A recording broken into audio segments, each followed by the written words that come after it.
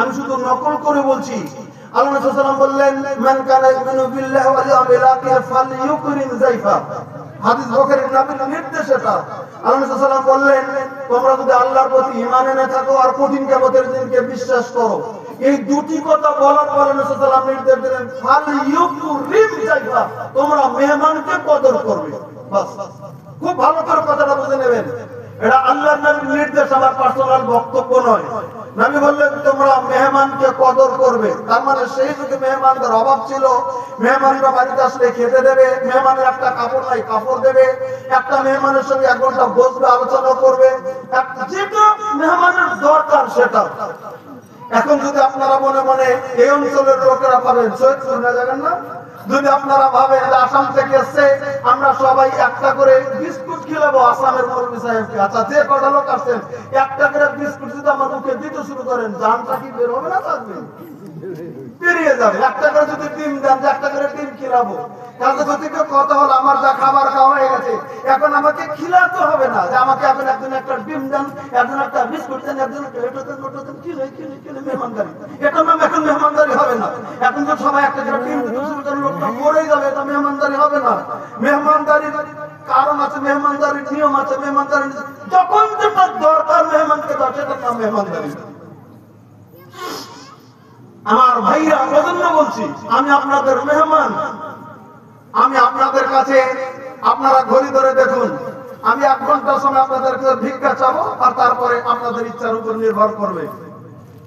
আপনারা যে কটা লোক এখন বসে আছেন, যদি খালি পেশাব পায়খানা না আসে, আর বাবা অ্যাক্সিডেন্ট হয়েছে বা বাড়িতে থেকে একজন হঠাৎ অ্যাক্সিডেন্ট হয়েছে এমন খবর না আসে, আপনারা যে কটা লোক বসে আছেন, আমি আসামি সাহেবের জন্য, আবার ভাবেন না যে কোনো জেলখানার আসামি, আসাম থেকে আসছে তাই আসামি, এই আসামি সাহেবের জন্য আপনারা 60টা মিনিট আপনারা আমার নসিহত নামে আলোচনা করে যাব, মিলিয়ে বলার চেষ্টা করবো। আগে পারিনি, এখন মেলাবো। তাও আপনারা মনে হয় অঞ্চলে দেশি মানুষ মনে আছেন, আমাদের দেশে, আমাদের আসামে বলে দেশি মানুষ, তার মানে বাঙাল হিসেবে আপনারা কথা বলছেন, 1-2 জন কথা বললেন আমি শুনলাম। তাহলে আপনাদের এলাকা আরো ঝামেলা, আমার তো ঝামেলা আরো ডাবল ঝামেলা। কিন্তু ঝামেলা হলেও আপনাদের 1-2টা জিনিস আমি কিছু মুখস্থ করেছি, আমাদের এরিয়াতেও আছে ওগুলা লোক, ইনশাআল্লাহ কাজে থেকে শেষের দিকে আপনারা শুনবেন আশা রাখছি। তবে আমি 1 ঘন্টা সময় আপনাদেরকে ভিক্ষা চেয়ে এনেছি। এবার যদি আপনারা অপমান করে চলে যান, আমি মনে মনে ভাববো যে আমার ভিক্ষাটাও হয়তো কবুল হয়নি। আমি কোরআন হাদিস থেকে কথা বলবো, আমি রাজনৈতিক কথা জীবনে বলিও না, বলি না। আমি আইনি জানেন আপনারা, আমি একজন সরকারি লোক, কাজে থেকে আপনারা দাওয়াত করেন আসে, আমি কোনোদিন কোন রাজনৈতিক কি হলো না হলো, দেশের কি খবর হলো নাই, আমি আলোচনা করবো কোরআন হাদিস থেকে, যাতে আল্লাহ তাআলা আমাদেরকে নাজাত দেয়। আল্লাহ যদি রাজি হয়ে যায়, আমাদের সব ঠিকঠাক হয়ে যাবে। আর উপমা আমি আপনাদের কাছে নিয়ে আসছি, শ্রদ্ধা করে ধৈর্য ধরে শুনুন। তাহলে এবার সর্বপ্রথম একটা কথা বলছি আপনাদের কাছে, আমরা আজকে এখন যদি বাড়িতে থাকতাম, নয় ঘুম পাড়তাম, নয় কেউ মোবাইল দেখলাম, কিছু ইউজ করতাম, তার থেকে আমরা জালসায় বসেছি, কত লোক বসেছি। একটা কথা খালি জবাব দেবেন, আমাদের জালসায় বসাটা লাভ না লোকসান? একটু জোরে বলবেন। লাভ। আপনারা যদি বলেন লাভ তাও লাভ, আর যদি বলেন লোকসান তাও লাভ। বলবেন কেন? এটা আমার আপনার দলিলের উপর চলবে না পৃথিবী। দলিলটা দেবেন স্বয়ং আল্লাহ রাব্বুল আলামিন, লাভ না লোকসান।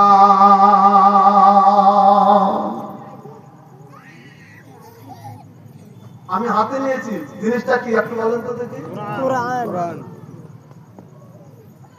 আল্লাহ রাব্বুল আলামিন পবিত্র কোরআন নাযিল করেছেন। এই কোরআনে কারীমের ভিতরে আল্লাহ রাব্বুল আলামিন বলে দিলেন, পৃথিবীর মানুষ তোমরা জেনে নাও, নবীকে আল্লাহ রাব্বুল আলামিন জানিয়ে দিয়েছিলেন, নবী গো আমি আপনাকে নির্দেশ দিয়ে দিলাম, আমি আপনাকে হুকুম দিয়ে দিলাম।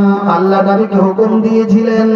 আল্লাহ রাব্বুল আলামিন বলেছেন, নবী গো ওয়াযাক্কির, একটা শব্দ আল্লাহ রাব্বুল আলামিন ব্যবহার করেছেন কোরআনে কারীমে। আল্লাহ রাব্বুল আলামিন বলে দিলেন ওয়াযাক্কির, আমার নবী আপনি নসিহত করুন পৃথিবীর জমিনে।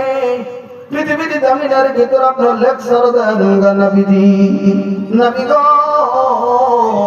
পৃথিবীর মানুষের কাছে বয়ান করেন, ধরে ধরে নবী আমার। নবী গো কঠিন কিয়ামতের দিনের কথা বলেন, খুলে খুলে খুলে খুলে খুলে খুলে বলে দিন। আল্লাহ রাব্বুল আলামিনের একত্ববাদের কথা খুলে খুলে খুলে খুলে বলে দিন।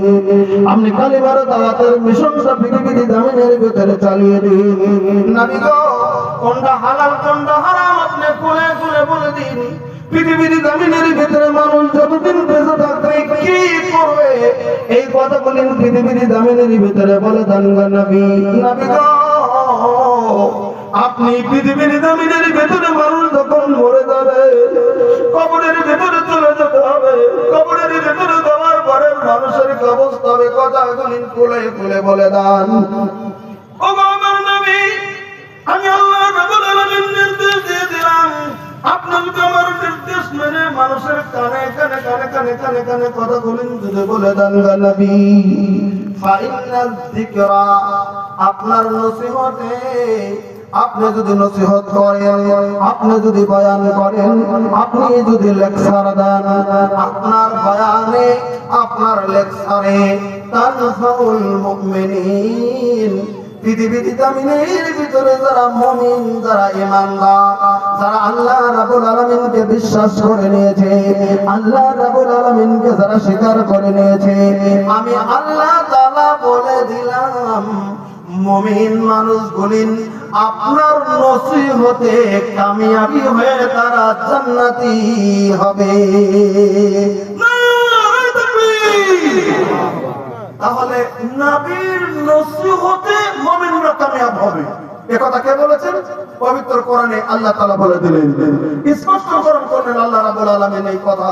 তাহলে আজকে পৃথিবীতে নবী নাই, নবী আছে কোথায়? মদিনায়। আল্লাহ রাব্বুল আলামিনের নবী মদিনাতুল মুনাওয়ারাতে শুয়ে আছেন। অবশ্যই এখানে একটা আকীদার বিষয় রয়েছে।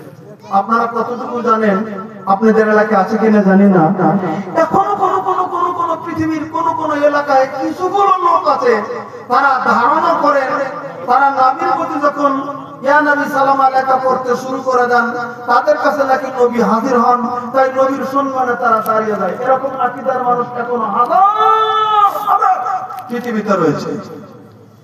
কিন্তু না, কথাটা ভালো করে বললেন, যতদিন পৃথিবীতে নিঃশ্বাস আছে আকীদাটা রাখতে হবে। আমাদের আখিরি নবী পৃথিবীর জমিনের ভিতরে বেঁচে নাই, আখিরি নবী পৃথিবীর জমিনের ভিতরে থেকে ইন্তেকাল করেছেন। নবী যদি বেঁচে থাকতেন পৃথিবীর জমিনে, নবীর সবথেকে মহব্বতের কে? আল্লাহ রাব্বুল আলামিনের নবীর কলিজার টুকরা ছিলেন নবীর বেটি ফাতেমা জাহরা রাদিয়াল্লাহু তাআলা আনহা। আল্লাহর নবী যদি বেঁচে থাকতেন পৃথিবীর জমিনে, তাহলে যদি পৃথিবীর নবী যদি আসতেন তো ফাতেমার কাছে ফাতেমা বেঁচে থাকতে একবার আসতেন। বলেন কথা ঠিক কি নয়? হযরতে ফাতেমা বলতে পারলেন না আমার আব্বা আমার কাছে এসেছে। হযরত আয়েশা বলতে পারলেন না আমার বাবা আমার কাছে এসেছে। আল্লাহ রাব্বুল আলামিনের নবীর কলিজার টুকরা সাহাবী হযরত আবু বকর সিদ্দিক নবীর ইন্তেকালের পরে 2 বছর বেঁচে ছিলেন পৃথিবীর জমিনে, একদিনও বলতে পারেননি আমাদের নবী আমার কাছে চলে এসেছেন। আমার ভাইরা, হযরত ওমর ফারুক রাদিয়াল্লাহু তাআলা নবীর ইন্তেকালের খবর শুনে ঘোষণা করে দিয়েছিলেন, এই পৃথিবীর কোন মুনাফিক আছে আমার চোখের সম্মুখে যদি বলে দাও আমার নবী ইন্তেকাল, আমি তরবারি দিয়ে সঙ্গে সঙ্গে তোমাকে দ্বিখণ্ডিত করে দেব। কেউ সম্মুখে যাইতে সাহস করছে না। হযরত আবু বকর টুম টুম টুম টুম করে চলে গেল ওমরের কাছে। ওমর, তুমি কি ভেবেছো? তুমি কি ভেবেছো নবী ইন্তেকাল হয়নি? কোরআনে কারীমের বদরের ময়দানে আয়াত নাযিল হয়েছিল, একটা পরে আল্লাহ রাব্বুল আলামিনের নবীর কথা জানিয়ে দিলেন, ওমর আল্লাহ রাব্বুল আলামিনের প্রতি যদি এরকম তুমি পৃথিবীর জমিনে তাহলে তুমি জেনে রাখো আল্লাহ ইন্তেকাল করেন না, কিন্তু বিশ্বর নবী পৃথিবীর জমিনের ভিতরে ইন্তেকাল হয়ে যায়। আল্লাহ রাব্বুল আলামিন ঘোষণা করে দিয়েছেন, আমি আবু বকর তোমার কাছে জানিয়ে দিলাম। হযরত ওমরের হাতের ভিতর থেকে সঙ্গে সঙ্গে তরবারি পরিধেয় জমিনে বলছিলেন, আবু বকর রে, তুই আমাকে এমন কথা বললি, আমাকে এমন করে হাত না দিলে তুই শুনিয়ে দিলি। আমার মনে হলো আল্লাহ মনে হয় কেবল পৃথিবীর জমিনে আয়াত মনে হয় নাযিল করে দিয়েছে। তাহলে আমাদের বুঝতে হবে আল্লাহ রাব্বুল আলামিনের নবী ইন্তেকাল করেছেন, তিনি মদিনাতুল মুনাওয়ারাতে শুয়ে আছেন। আমাদের কাছে নবী কোনদিন আমি পৃথিবীর জমিনের ভিতর থেকে চলে যেতে চলছি, আমি পৃথিবীতে কোনো টাকা পয়সা রেখে গেলাম না, আমি পৃথিবীতে কোনো সোনা রূপা রেখে গেলাম না, না দিরহাম রেখে গেলাম, না দিনার রেখে গেলাম, আমি একটা জিনিস রেখে গেলাম, দ্বীনি ইলম। এই ইলমটা পৃথিবীর জমিনে ইন্নাল উলামা হুম ওয়ারাসাতুল আম্বিয়া, পৃথিবীর জমিনে যারা হাক্কানি উলামা, পৃথিবীর জমিনে যারা আমলদার উলামা, পৃথিবীর জমিনের ভিতরে যারা হক আলিম, তারা হচ্ছে সমস্ত আম্বিয়া কিরামের ওয়ারিস। তাহলে নবীর যারা ওয়ারিস, তারা নবীর দ্বীনের মিশন পৃথিবীতে চালাবে। তাই তো আমরা ওস্তাদদের কাছে শিখেছি, আজ ওস্তাদদের কাছে মাসলা শিখেছি, তাদের কাছে আমরা শুনতেছি এই যে কথাগুলি আজকে আমরা জানতেছি, চলতেছি, শুনতেছি, যাইতেছি, আমরা মৌলভীদের কাছে, মাওলানা সাহেবদের কাছে, মুফতিদের কাছে আমরা কথাগুলি শুনে নেই। হয়তো এমন একটা জালসাতে এমন একটা কথা আপনারা ভাবতে পারবেন না, অথচ কথাটা চলে আসবে, ভাবতে পারবেন যে জীবনেই কথাটা শুনিনি, যদিও শুনেছি মনে নাই। এরকম কথা কোন দিন কোন কথা কোন থেকে বেরিয়ে যাবে, আমাদের জন্য উপকারের যথেষ্ট হয়ে যাবে। আমি একটা মিসাল দিচ্ছি, উদাহরণ দিচ্ছি। আল্লাহ রাব্বুল আলামিনের নবী সাহাবা কেরাম নবীর সম্মুখে আছে, মদিনাতুল মুনাওয়ারার মসজিদে রেখেছে। ঘটনাটা জোহরে ছিল না, আসরে না, মাগরিব না, এশা। এই ঘটনা হাদিসের ভিতরে লেখা নাই, তবে সাহাবা কেরামের বৈঠক চলছে, হাদিসের ইবারতে বোঝা যায়। বলবেন কেমন করে বললে? বুখারী শরীফের হাদিসটা একটু গুরুত্ব করে শুন, বুঝতে পারবেন। আমার মাথানো ভালো করে শুনে নেবেন। নবীর সম্মুখে অজস্র সাহাবী আছেন। আল্লাহ নবীর নামের সময় একটা বাক্য বললেন, এই সাহাবী, এই আয়াযু আহাদুকুম আইয়াকরা বিসুলুসিল কুরআনি ফি লাইলা। আল্লাহ সাল্লাল্লাহু আলাইহি সাহাবা কেরামকে লক্ষ্য করে বললেন, হাদিসটা বুখারী মুসলিম। এই সাহাবী, এই তোমাদেরকে একটা কথা বলছি, ভালো করে শুনে নাও। কি হুজুর? তোমরা কি কেউ আছো রাত্রে যখন বিছানায় শুয়ে যাবে, তখন তোমরা পবিত্র কোরআনের 3 ভাগের 1 ভাগ তেলাওয়াত করে বিছানায় শুয়ে যাবে, এরকম কি তোমাদের মধ্যে কেউ আছে? কেউ কি আছে যারা রাত্রিবেলায় কোরআনের 3 ভাগের 1 ভাগ শুয়ে তেলাওয়াত করে তারপরে বিছানায় যাবে? এটা কি তোমাদের মধ্যে কেউ আছে? আচ্ছা ভাই, একটা কথা শুনেন, এই কোরআনের কারিমটা কয় পারা? এটা তো জানেন, কয় পারা? 30 পারা। 30 পারা, 30 পারা কোরআন। আজকের বৈঠকে যদি বলা যায় কে কে কোরআন শব্দ করে পড়তে পারেন, হাত তোলেন। এরকম কথা বললে দেখবো 50% লোকের হাত উঠবে না, হয়তো 10% লোকের হাত উঠে যাবে, 5% লোকের হাত উঠে যাবে। আমরা কোরআন পড়া পৃথিবীর জমিনের ভিতরে শিখি নাই। এরকম হাজার হাজার মানুষ আজকে জমিনের ভিতরে আছে কিনা? কোরআন পড়া শিখি নাই, কোরআন পড়তে পারি না, এরকম লোক আমাদের গ্রামে আছে কিনা? জোরে বলেন। অনেক আছে যারা কোরআন পড়া শিখিনি। আমরা নামাজ পড়ি, ঠিক আছে, দোয়া দুরূদ কিছু শিখেছি, চলছি, কিন্তু কোরআন পড়া জানি না।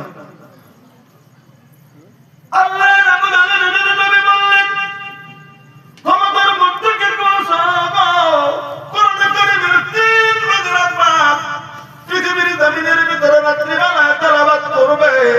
তোমাদের মধ্যে কি এমন কেউ আসেনি?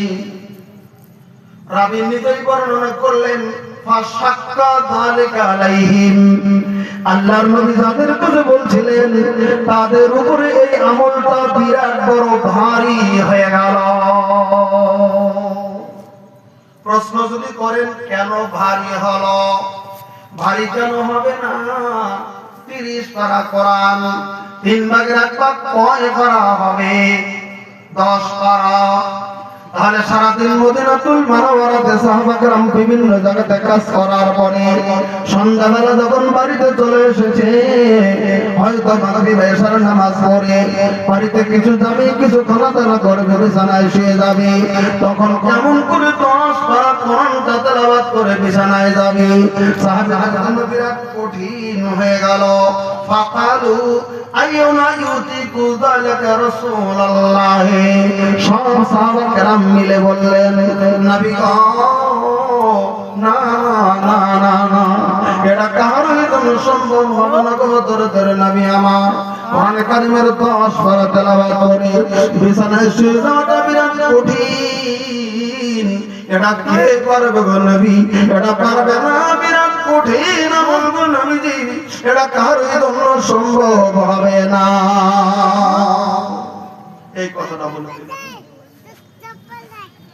সাহাবা কেরাম যখন সবাই রিপোর্ট দিয়ে দিলেন, আল্লাহ রাব্বুল আলামিনের নবী যখন বললেন, সাহাবীরা শোনো, ফাকালা হুয়াল্লাহু আহাদ আল্লাহুস সামাদ সুলুসুল কোরআন।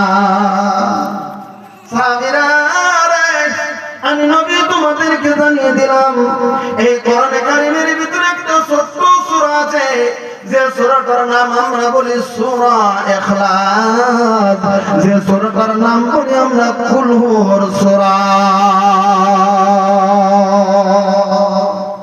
কতটুকু সূরা? বিসমিল্লাহির রহমানির রহিম।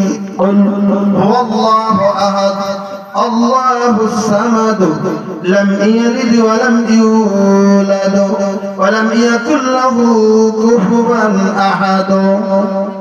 আপনারা বলেন সূরাটা মুখস্থ আছে কিনা সবারই? 100-এর মধ্যে 100 জনের মুখস্থ আছে।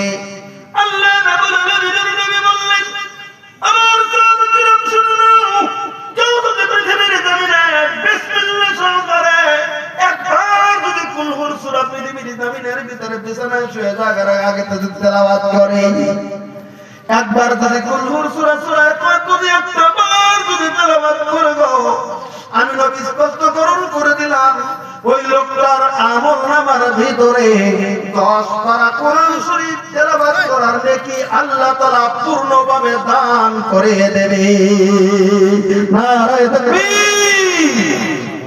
ওই যে বিসমিল্লাহ বলে যদি কুল হুর সূরাটা বিছানায় শুয়ে যাওয়ার আগে কেউ 3 বার যদি তেলাওয়াত করে, কেউ যদি 3 বার তেলাওয়াত করে বিছানায় যদি শুয়ে যায়, পূর্ণ কোরআন শরীফ খতমের নেকিটা আল্লাহ রাব্বুল আলামিনের নবী বলেছেন আল্লাহ তাআলা আমলনামার ভিতরে দান করে দেবে।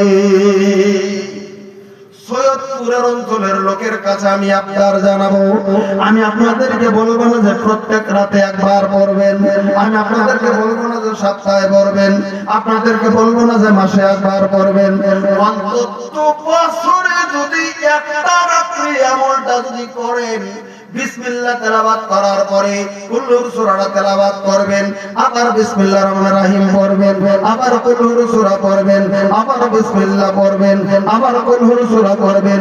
3 বার কুল হুর সূরা পড়া হয়ে গেল, এবার বিছানার ভিতরে শুয়ে যান।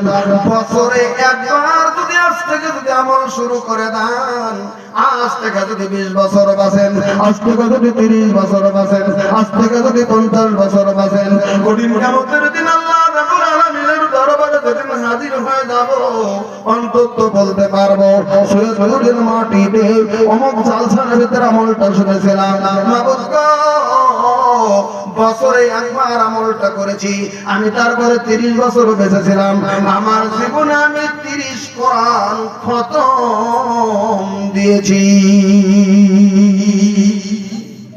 আমলটা ছোট, নেকিটা কত বড়। আমার ভাইরা, এগুলো জালসাতে শোনা যায়, কিন্তু মেন কথা হচ্ছে দিলের ভিতরে বিশ্বাস হতে চায় না। কারণ নগদ নগদ তো দেখা যায় না, মরার পর না দেবে, আগে তো আল্লাহ দেবে না। এই সমস্যাটা এখানে দেখা যায় না। আমার ভাইরা, কোরআন পড়ার কোনো প্রতিযোগিতা নাই, নামাজ পড়ার জন্য যাবে প্রতিযোগিতা নাই, ইলম শেখার জন্য যাবে প্রতিযোগিতা নাই। প্রতিযোগিতা কোথায় হয় গো? যেখানে টাকা পাওয়া যায়। যেমন আমাদের ভারতের প্রাইম মিনিস্টার যখন টাকাটা পাল্টিয়ে দিয়েছিল, রাত্রে খবর হয়ে গেল সকালবেলা মানুষ ব্যাংকে যেতে শুরু করে দিল, কত মানুষ অনেক জায়গাতে মানুষ টাকা বদলাইতে যায় মারা গিয়েছিল, কারণ টাকা বদলাইতে গেছে, চাপে মারা গেছে, ভিড়ে মারা গেছে, অনেক মানুষ মারা গেছে রিপোর্ট বলছে। তাহলে টাকা বদলানোর যা মারা গেল লোকজন, কারণ টাকার এত মহব্বত জমিনের ভিতরে, আল্লাহ রাব্বুল আলামিনের দ্বীনের প্রতি মহব্বত পৃথিবীর জমিনের ভিতরে আমাদের নাই, অথচ আমরা পৃথিবীর জমিনের ভিতরে মুসলমান। সর্বপ্রথম একটা কথা বলে দিচ্ছি, ভালো করে শুনে নেন। আমরা পৃথিবীর জমিনের ভিতরে যদি পূর্ণ মুসলমান যদি হতে যাই পৃথিবীর জমিনে, আমি একটা আয়াত শুধু তেলাওয়াত করতে চাই আপনাদের কাছে। আমরা যদি কামিয়াবি মুসলমান যদি হতে যাই, একটা আয়াত আমি তেলাওয়াত করব। আমাদের কতটুকু মহব্বত রাখতে হবে, আল্লাহ রাব্বুল আলামিনের নবী ইসলামকে কতটুকু মহব্বত থাকতে হবে, বলবেন কতটুকু থাকতে হবে। আল্লাহ রাব্বুল আলামিন স্পষ্টকরণ করে বলে দিয়েছেন, ফাল্লাযীনা আমানু বিহি وأجروه ونصروه واتبعوا النور الذي أنزل معه أولئك هم المفلحون। দেখেন আল্লাহ তাআলা চারটা কথা বলেছেন, বলবেন কি কি চারটা কথা বলেছেন, দেখেন একটু মিলিয়ে দেখেন। আল্লাহ রাব্বুল আলামিন বলেন ফাল্লাযীনা আমানু বিহি, পৃথিবীর জমিনের ভিতরে যারা আল্লাহর নবীর উপরে যারা 100% ঈমান এনেছে, দিলের ভিতরে ধুকুর নাই, দিলের ভিতরে কোনো ধুকধুকি নাই, 100% ঈমান এনেছে পৃথিবীর জমিনের ভিতরে, 100% ঈমান এনেছে আল্লাহর নবীর উপরে পৃথিবীর জমিনে। 2 নম্বর পৃথিবীর জমিনের ভিতরে আল্লাহ রাব্বুল আলামিনের নবীকে ইজ্জত করেছে, ইজ্জতের মতো ইজ্জত করেছে, নবীর কথার ইজ্জত করেছে, নবীর কথার সম্মান করেছে, নবীর কথার দাম পৃথিবীর জমিনের ভিতরে দিয়েছে। 3 নাম্বার বলেন অনাসারুহু, আল্লাহ রাব্বুল আলামিনের নবীকে যে লোকটা সহায় করেছে। 4 নম্বরে বললেন ওয়াত্তাবাউন নূর আল্লাযী উনজিলা মাহু, ওই কিতাব নাযিল করেছি যে কিতাবটা নবীর উপরে নাযিল করে দিয়েছি, ওই কিতাবের ইত্তেবা যারা করে, এই 4টা আমল যদি কেউ করেছে আল্লাহ তাআলা বলে দিলেন উলাইকা হুমুল মুফলিহুন, ওই মানুষগুলি কামিয়াবি হয়ে জান্নাতি হবে। এবার আসেন একটা ঘটনা শুনুন, তাহলে বুঝতে পারবেন নবীর ইজ্জত কাকে বলে। আমরা কতটুকু করি, নবীর যুগে কতটুকু করেছেন আপনারা কোরআনের সাথে মিলিয়ে নেবেন। আয়াত নাযিল হয়ে গেছে, আয়াতটা আমি পরে বলছি, তবে মিলিয়ে নেবেন। একটা কথা আপনারা বলেন, আল্লাহর নবী মক্কা থেকে হিজরত করে কোথায় গিয়েছিলেন দেখি, আপনারা তো জানেন, বলেন মদিনায়। মদিনায়। আল্লাহ রাব্বুল আলামিনের নবী মক্কা থেকে হিজরত করে যখন মদিনাতুল মুনাওয়ারাতে চলে গেলেন, আমার মা বোন কথাটা ভালো করে শুনে নেন। মদিনায় যখন চলে গেলেন আমাদের নবী, মদিনায় যাওয়ার পরে দলে দলে দলে দলে দলে দলে দলে দলে সাহাবা কেরাম মদিনার লোকগুলি এসে আল্লাহ রাব্বুল আলামিনের নবীর কাছে কালেমা গ্রহণ করে ওই মুহূর্তে তারা মুসলমান হয়ে যায়। আচ্ছা গেল মদিনার সাহাবীদের ভিতরে একজন সাহাবী যার নাম ছিলেন পৃথিবীর জমিনের ভিতরে হযরত জুলাইবি রাদিয়াল্লাহু তাআলা আনহু। একটু ভালো করে ঘটনাটা শুনেন। সাহাবীটার নাম ছিল হযরত জুলাইবি। জুলাইবির অবস্থা হাদিসের ভিতরে বর্ণনা করা আছে। জুলাইবি পৃথিবীর জমিনের ভিতরে একজন খাটো সাহাবী। আপনারা বলেন পেটে, আমরা বলি খাটো। এমন বেডে আমরা যাকে বীরবাউন বলি, আসামের মানুষ, আপনারা বলেন বাউনা। সার্কাসের ভিতরে নাকি আগে ছোট ছোট ছোট ছোট মানুষগুলি চলে এসেছে, গুটগুটে মানুষ, বয়স কিন্তু অনেক, কিন্তু দেখতে গুটগুড়ো। আপনারা বলতে পারবেন, আপনারা এই হরিশ্চন্দ্রপুরের মনিরুদ্দিন বক্তাকে দেখেছেন? আর জোরে বলেন, দেখেছেন কেউ? জি দেখেছেন? ও তো আকারে ছোট, কিন্তু জানেন ও আমার থেকে বয়স অবশ্য কিছু ছোট, কিন্তু যে কোনো জালসা একসাথে যেতাম। ও জালসা যখন প্রথম শুরু করে তখন এই আপনাদের দক্ষিণ দিনাজপুরে বাপ্পা নুরুল ইসলাম রাহিম আর আমি একই সঙ্গে ছিলাম। আর প্রথম জালসা এই মনিরুদ্দিন। তো আমি ওকে দাদা বলতাম, যদিও আমার থেকে বয়সে 5-7 বছরের হয়তো ছোট হবে। কইছেন দাদা কেন কইছেন আপনি? তার একটা কারণ, মানে আমার যখন 3টা মেয়ে, ওর তখন 4টা মেয়ে মনিরুদ্দিন। তাহলে ও বয়সে ছোট হলেও 4টা মেয়ের বাবা, আমার তখন 3টা মেয়ে ছিল। আমার তখন আল্লাহ আরেকটা মেয়ে দিল, ওর তখন আরেকটা ছেলে হলো, তখন ওর 5টা হলো, আমার 4টা হলো। মানে ও সবসময় আপগ্রেড আমার থেকে। ওই জন্য আমি দাদা বলতাম, কারণ আমার থেকে অন্তত ছেলে মেয়ের ক্ষেত্রে আমার এখন 4টা মেয়ে, আমার 5টা, একটা ছেলে 4টা মেয়ে মনিরুদ্দিন।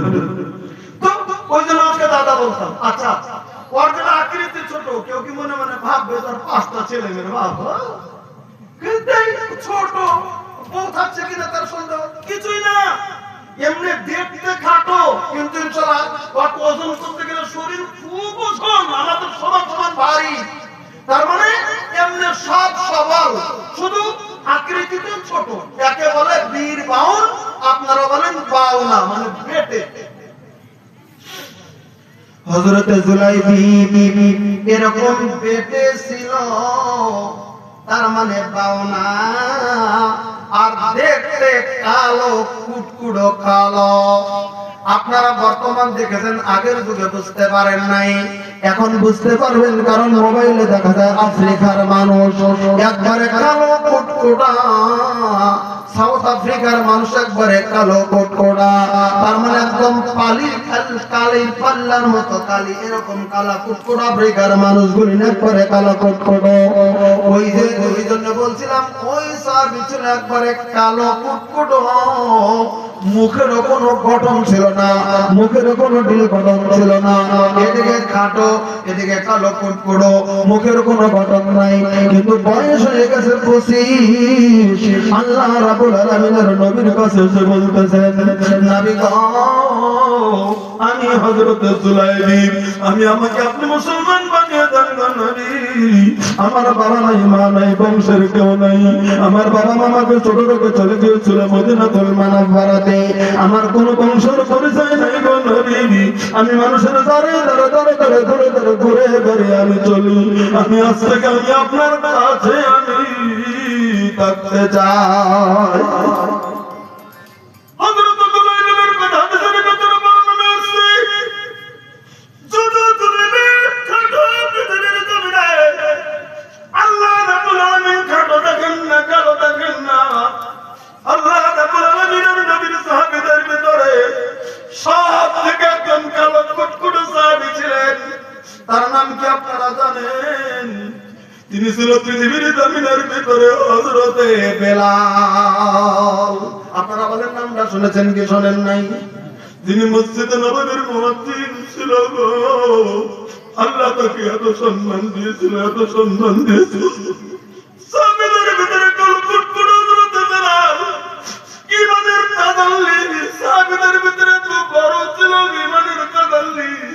হযরতে বেলালের ঈমানের পরীক্ষা শুধু পৃথিবীতে নয়, আল্লাহ রাব্বুল আলামিনের নবী মিরাজে যাওয়ার পরে নবী যখন জান্নাতে ঘুরছে, জান্নাতে নবী বেড়াচ্ছেন, হঠাৎ করে বেলালের ওই যে পায়ে নিজের খরম পায়ে নিয়ে ঘুরতো পৃথিবীর জমিনে মদিনাতুল মুনাওয়ারাতে, এই খরমের আওয়াজ আল্লাহ রাব্বুল আলামিনের নবী মিরাজের ভিতরে পেয়েছে।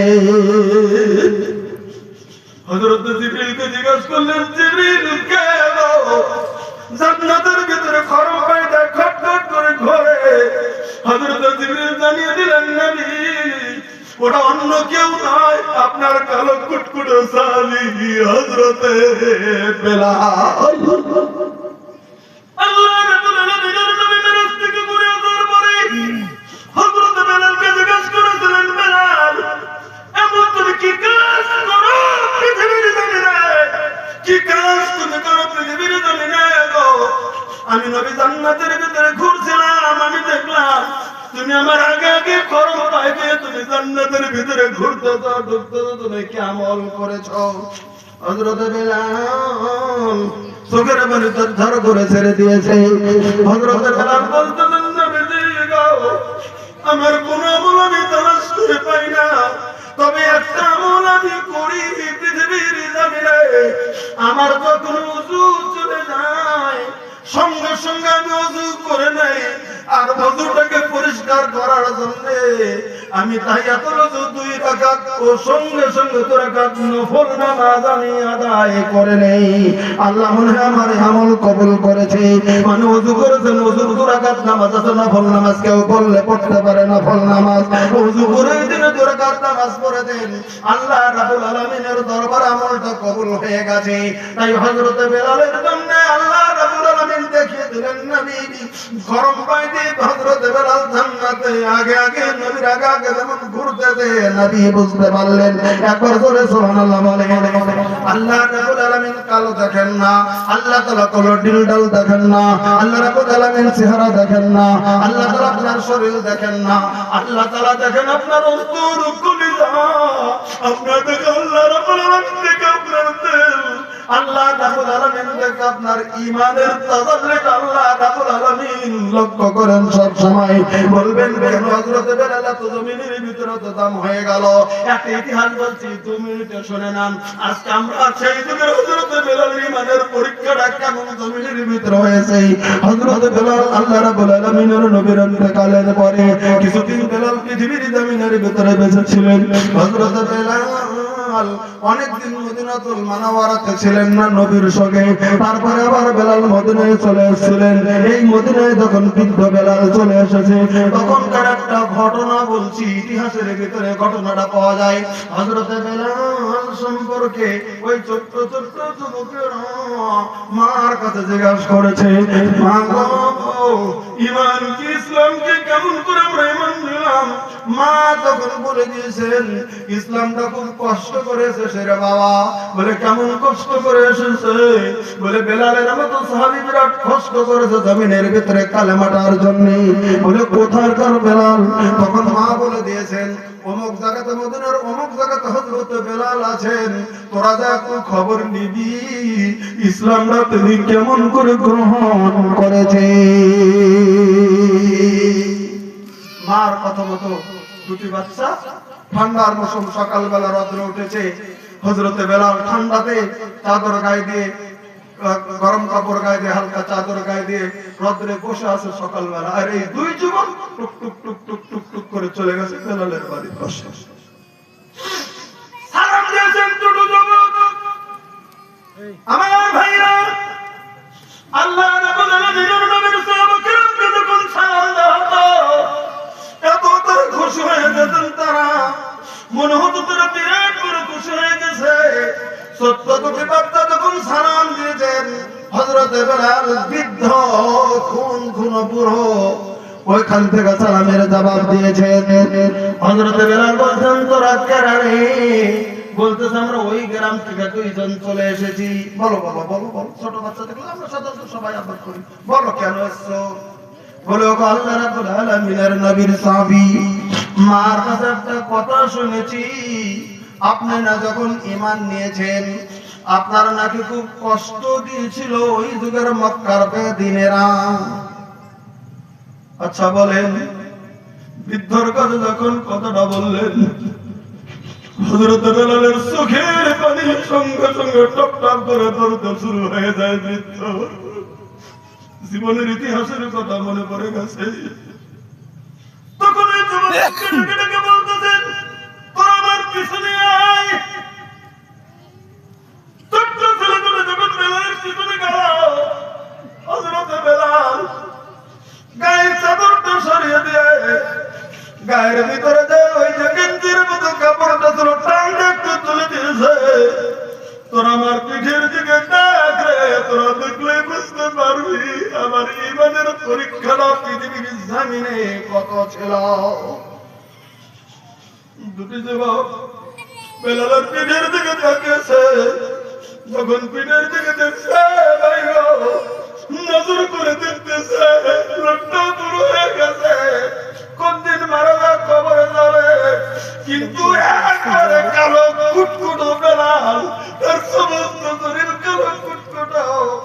পিঠের দিকে নজর করে থাকে, এখনো পিঠের চামড়াগুলি উঠে সাদা দবদবা দবদবা জায়গাগুলি বিভিন্ন জায়গাতে রয়েছে। তখন বলেন আপনার শরীর এমন কেন গো? তখন হযরত বেলাল বলে দিয়েছিলেন, তোরা তো দেখলি এটা আমার ইমানের দাদা, আমার শরীরের অবস্থা। কারণ আমি ছিলাম মক্কার একজন জালিম, মক্কার এক জালিমের বাড়িতে আমি গোলাম ছিলাম, একজনের বাড়িতে আমি গোলাম ছিলাম। আমি যখন গোলাম থাকতাম, হায় আমি যখন কালেমা দিয়েছিলাম বিশ্ব নবীর কাছে, তখন কালেমাটা গ্রহণ করেছি, আমার উপরে মন মানসিক অত্যাচার তুলে দিয়েছিল। সারা রাত মেরেছে, চাবুক দিয়ে আমাকে আঘাত করেছে, আঘাতের উপর আঘাত করেছে। আমার আঘাতে শরীরের পেটের চামড়া গুলি খসে খসে খসে খসে খসে খসে পেটের রক্ত চিরচির করে পড়ছে। আমি যখন বেহুশ হয়ে গেছি, আমি বেহুশ হয়ে যাওয়ার পরে মারা বাপ দিয়েছে, তাও মেরেছে। আবার সকালবেলা যখন হুঁশ এসেছে, যখন প্রচুর রক্ত উঠে গেছে মদিনা মক্কাতুল মুকাররমাতে, ওই যে ছিল সেই মরুভূমি জায়গা, কুচি পাথর গুলি ছিল, আর কুচি পাথর কুচু কুচু কুচু কুচু কুচু কুচু পাথর, আর ওই বড় বড় বড় বড় বড় কমায়। তখন মরুভূমির ভিতরে হযরত বেলালের এই গলার ভিতরে রশি বেঁধে পিঠের সঙ্গে বরণ দিয়ে যখন পূর্ণ গতিতে রথ আগুনের মতো গরম হয়ে গেছে, তখন তাকে শীত করেছে, যুবক লাগিয়ে দিয়ে ওই যে টেনে টেনে টেনে টেনে চেঁচিয়ে নিয়ে গেছিল বালুকাময়ের উপরে। হযরত বেলাল বলেন, আমাকে যেদিন যেমন করে টানা হয়েছিল, আমাকে রাত্রে বাড়ি মেরে মেরে মেরে মেরে চামড়াটা ফাটিয়ে দিয়েছে। ওই চামড়া যখন চামড়াটা লেগেছে, এবার আমাকে যখন টানছে কুচি পাথরের ভিতরে, আমার চামড়া গুলি খসে খসে খসে খসে পাথর এবং বারুদের সঙ্গে কিন্তু খসে খসে রয়ে গেছিল। ওই দিন আমার শরীরের চামড়া খসে তেল বাড়িয়েছে, আমি আজকে বৃদ্ধ হয়ে গেছি, আমার সেই শরীরের চিহ্ন এখন পর্যন্ত পূর্ণ হয় নাই। আমার ভাইরা, আমরা কতটুকু দুঃখ করেছি ইসলামের জন্য, আমরা কতটুকু কষ্ট করেছি ইসলামের জন্য। সামান্য একটু এগিয়ে যেতে পারি না দিনের জন্য, সামান্য সময়